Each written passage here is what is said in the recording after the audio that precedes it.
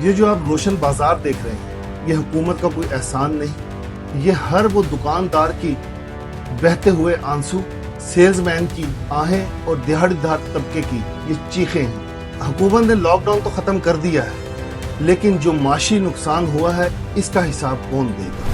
میں ناظرین محمد توقیر خان، ایڈوکیٹ، سابقہ کونسلر، کچھ سوالات اور میں یہ لب لباب آپ لوگوں کے سامنے رکھوں گا۔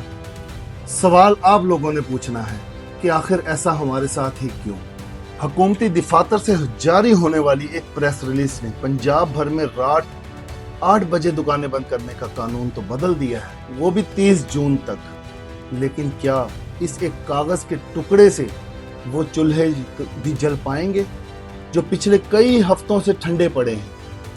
حکومت کا دعویٰ ہے کہ یہ تاجروں کے لیے بہت بڑا ریلیف ہے، لیکن حقیقت یہ ہے کہ یہ ریلیف نہیں بلکہ اس معاشی قتل عام کا اعتراف ہے جو توانائی بچت کے نام پر چھوٹے کاروباروں کے ساتھ کیا گیا ہے۔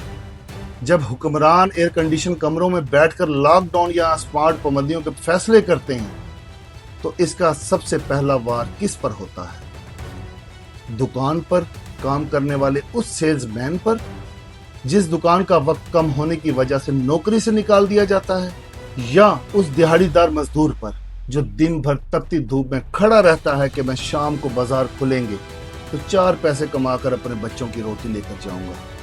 اور اس مڈل کلاس تاجر پر جو بجلی کے بھاری بلوں، دکان کے کرائے اور ٹیکسوں کے بوجھ تلے دب کر دیوالیہ ہو چکا ہے۔ بازار تو اب رات گئے تک کھلیں گے، وہ بھی 30 جون تک، لیکن جب پیٹرول اور مہنگائی نے عوام کی قوت خرید ہی چھین لی ہو تو خریدار کہاں سے آئے گا؟ یہ کیسا نظام ہے جہاں معیشت بچانے کا سارا بوجھ صرف اور صرف غریب اور سفید پوش طبقے پر ڈال دیا جاتا ہے؟ وزیر اعظم سے لے کر ہر وزیر مشیر تک یہ عوام سے قربانی مانگتے ہیں، لیکن کیا کبھی کسی سرکاری افسر کی مفت بجلی کٹی؟ کیا کسی سرکاری وزیر کا شاہانہ پروٹوکول یا مفت پیٹرول کا کوٹا ختم ہوا؟ یہاں صرف اور صرف غریب پر بوجھ ڈالا جاتا ہے۔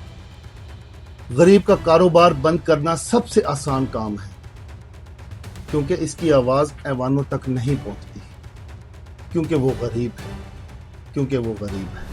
چلے ناظرین، اب متاثرین کی طرف چلتے ہیں۔ ان کی آپ بیتی اپنی زبان سے وہ بتائیں گے کہ ہمارا حال اس حکومت نے کیا کر دیا ہے۔ لاک ڈاؤن کی وجہ سے پورے دکاندار تنگ بہت ہیں، ٹھیک ہے، لوگ اپنی دکاندار کرایہ نہیں نکال سکتے، تو ملازموں کی تنخواہ نہیں دے سکتے، ہم بہت تنگ ہیں۔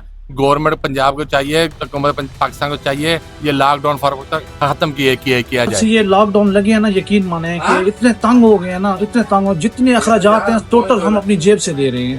میں یہی ریکویسٹ کروں گا حکومت سے کہ یہ لاک ڈاؤن بالکل ختم کیا جائے۔